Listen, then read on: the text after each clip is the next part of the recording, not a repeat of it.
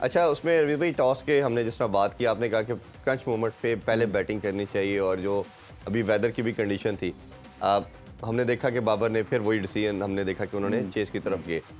कैसे डिसीजन को एक तो देखते हैं, दूसरा रोहित शर्मा ने कहा कि हमने पहले अगर मैच जीता तो पहले बैटिंग ही करता, तो आप कैसे देखते हैं दोनों कैप्टन? देखिए, मुझे ऐसा लगता है जैसे कि बाबर आजम एंड कंपनी ये डिसाइड किया हुआ है कि हम वो जो नाइटमेयर फ्रंट लाइन भारतीय बल्लेबाजों की हुई थी उसको दोबारा से हम उनको रिमाइंड करवाएंगे। और एक तरह से साइकोलॉजिकल एक तरह से अटैक है कि अगर फिर से आप देखें आपका टेस्ट होगा भरपूर तरह से, तो वो ये उस लिहाज से तो चले मुझे समझ आती है। बाकी बाद में रन चेज करेंगे, ये पिच में कितना वेयर एंड टेयर होता है, अगर भारत 300 कर जाता है तो फिर मसले मसाइल पाकिस्तान के बढ़ जाएंगे।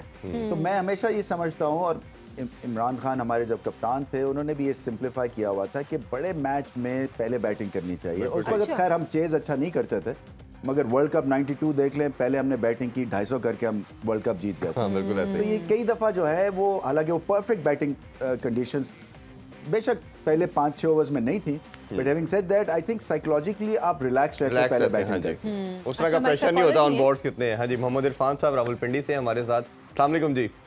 वालेकुम सलाम सर। जी इरफान साहब। सर रमीज राजा सर से बात करनी थी। जी। सर पहले तो अस्सलाम वालेकुम सर। वालेकुम सलाम।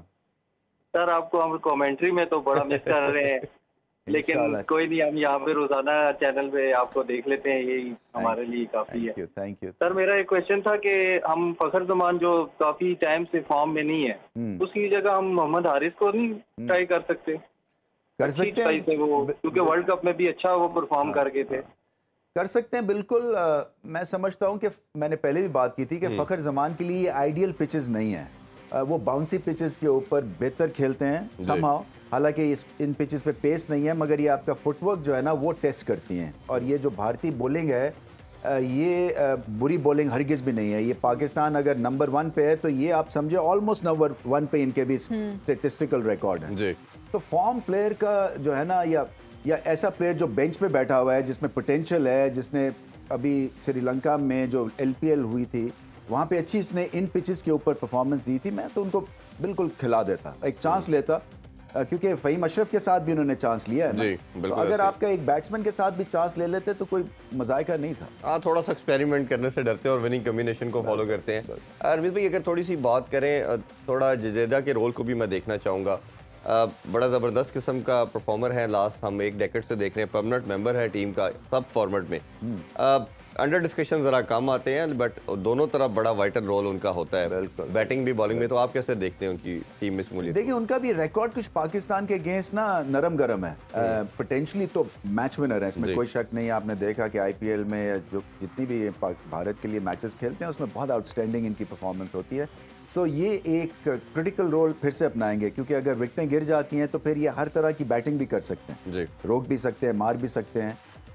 मगर प्रेशर में देखा भारतीय बल्लेबाजों को, क्योंकि कई वाइट बॉल चेस किए उनके लोअर मिडिल ऑर्डर ने, जो कि इतने लीथल डिलीवरीज नहीं थी, बट क्योंकि प्रेशर क्रिएट हुआ था तो उस प्रेशर में वो सकम कर गए थे। तो ये इनकी बॉलिंग अच्छी है, ये एक जगह बॉल करते हैं, इनका गुट जो है ना रिस्ट वो स्ट्रांग है, ज्यादा स्पिन नहीं करते, मगर सेकंड टाइम अराउंड मैं समझता हूँ कि गेंद ग्रिप होगा और स्पिन भी होगा। अच्छा, शादाब खान की अगर बात करें तो T20 में हम उन्हें अपने ट्रम्प कार्ड के तौर पर देखते हैं, बैटिंग भी अच्छी करते हैं, बॉलिंग भी अच्छी करते हैं। इस तरह के मैच में आप शादाब की परफॉर्मेंस को कहाँ जज करेंगे? देखिए, उनको रिलैक्स रहना है। एक तो कई दफ़ा वो ज़्यादा करने की, क्योंकि ग्रेट टीम प्लेयर हैं, मगर कई दफ़ा ये होता है कि अगर आप एक हाइपर लेवल के माइंड पे ऑपरेट कर रहे हैं ना 24/7, तो वो आपके लिए ठीक नहीं होता। कई दफ़ा आपको काम डाउन करना पड़ता है अपने आप को, थोड़ा सा ना रिजर्व के ऊपर, न्यूट्रल के ऊपर भी आपको कोई देखना पड़ता है कि सिचुएशन क्या, क्योंकि आप बेहतर तौर पे फिर जज कर सकते हैं कि हो क्या रहा है। अगर आप एक हाइपर एक्टिविटी में मोड में दबे रहते हैं तो उसमें कई दफ़ा आपकी सेल्फ एनालिसिस जो है ना वो 19-20 हो जाती है। अच्छा, एक थोड़ा सा फनी मैं उसमें एक क्वेश्चन करना चाहूँगी। वैसे आजकल हमारे जो प्लेयर्स हैं उनकी शादियों का सीज़न चल रहा है तो आपके ख्याल में जितने भी प्लेयर्स की शादियाँ हैं उसके बाद उनकी परफॉर्मेंस आपको कुछ मुख्तलिफ लग रही है, या और देखें ये आप मुझे बीवियों से झाड़ भी पड़वाएंगी और हो सकता है कि मेरे पे हमला भी हो जाए, क्योंकि जब मेरी भी शादी हुई थी तो यही हुआ था कि 1-2 इनिंग्स में मैं फेल हुआ, कहते लो जी अपना शादी लाके बैग गया। सर 2023 तो मेरा ख्याल शादी सीजन था, बहुत सारे प्लेयर्स की शादियां हुई हैं। हाँ देखिए, मैं फिर भी समझता हूँ कि खैर मेरी भी जल्दी शादी हो गई थी, मगर क्रिकेटर को या स्पोर्ट्समैन को ना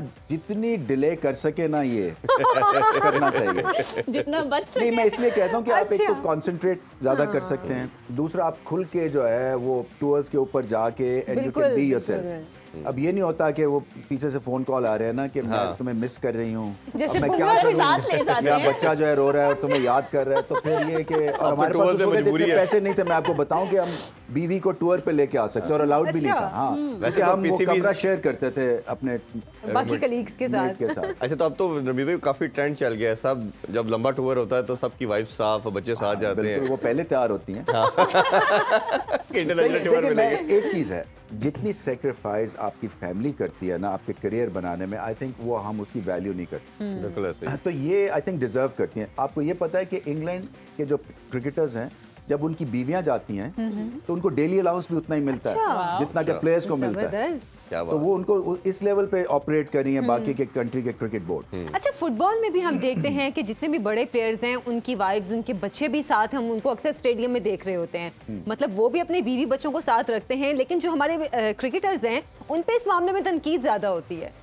देखिए, ये होता ये है कि जब आपकी प्राइज डिस्ट्रीब्यूशन हो रही है, और मुझे भी इसमें प्रॉब्लम है, आप के सारे टीम प्लेयर्स की एक तस्वीर है, आपने एक कप जीत लिया है, उसमें फिर प्लेयर्स होने चाहिए ना, उसमें ये नहीं है कि फिर फैमिलीज भी आ जाती हैं, उनकी एक अलग से पिक्चर होनी चाहिए। ये नहीं हो सकता है कि उसमें भी फिर सारे इन्वॉल्व हो जाए, क्योंकि ठीक है उनका एक मुकाम है, उनकी एक इज्जत है, उन्होंने जोर लगाया है, आपको एक पीस ऑफ माइंड दिया है ताकि आप जाके खेल सके और परफॉर्म कर सके। बहुत सारी एरियाज में सुपरस्टार है ये बीवियां और फैमिलीज, बट आई थिंक कई जो आपके डूज एंड डोंट्स हैं क्रिकेट में जी, और उसको सामने रखते हुए ना, ये मैं कई दफ़ा समझता हूँ कि हम थोड़ा सा ज़्यादा ही कर रहे हैं। अच्छा, दो चेंजिंग इंडिया ने की, बुमराह वापस आ चुके हैं और दूसरा हमने देखा केएल राहुल की एडिशन हुई है, इन दोनों एडिशन को कैसे देखते हैं? देखिए, केएल राहुल तो इंजरी के बाद आ रहे हैं, सो उनके ऊपर अब देखना ये कि कितने वो मैच फिट है। बड़ा मुश्किल होता है कि आप एक तो इंजर्ड हों, फिर मैच भी ना खेले, नेट्स वो चीज़ नहीं होते जो कि गेम टाइम होता है, और वो खेलेंगे प्रॉब्ली मिडिल ऑर्डर में है, और उनकी स्पीड जो है वो उतनी तेज़ नहीं है। आई मीन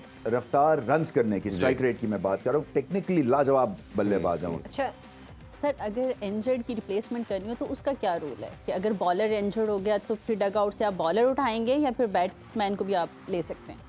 नहीं, ये आपका पॉइंट ये है कि ड्यूरिंग द गेम कोई इंजरी होती है तो, और वो इंडिस्पोज हो जाता है या वो हिस्सा नहीं ले सकता, तो फिर वो लाइक फॉर लाइक रिप्लेसमेंट होती है कि बॉलर अगर इंजर्ड हुआ है तो बॉलर ही आप डाल सकते हैं, बैट्समैन हुआ है तो बैट्समैन डाल सकते हैं। अच्छा, अब एक हमें क्वेश्चन भी आया, मोहम्मद हसनैन ने पिंड दादन खान से आपसे सवाल पूछे कि मोहम्मद आमिर अगर रिटायरमेंट वापस ले लेते हैं और वो टीम में शामिल होते हैं तो उनकी शमूलियत से टीम पर कितना असर पड़ेगा? खासा नेगेटिव असर पड़ेगा। देखिए, ये बड़ी मुश्किल से बाबर आजम एंड कंपनी ये टीम को इकट्ठा किया हुआ है, तो ये जो है ना, इसमें वो इस तरह की कोई कंट्रोवर्सी या इस तरह के कैरेक्टर्स, क्योंकि इनका ओपिनियन है एक सोशल मीडिया के ऊपर मोहम्मद आमिर का, तो ये या तो फिर अगर इन्हें क्रिकेट खेलनी है तो फिर इन्होंने ओपिनियंस नहीं देने हैं, क्योंकि फिर वो जो प्लेयर्स हैं उनके खिलाफ अगर आप बात करेंगे और उन्हीं के डगआउट में जाके उनका हिस्सा बनना चाहेंगे, मतलब ये नेगेटिव एक माहौल हो जाएगा। बिल्कुल। खेलों से रिलेटेड तमाम अहम खबरें और अपडेट जानने के लिए सुनो न्यूज़ के YouTube चैनल को भी सब्सक्राइब करें और बेल आइकन को क्लिक करना मत भूलिएगा।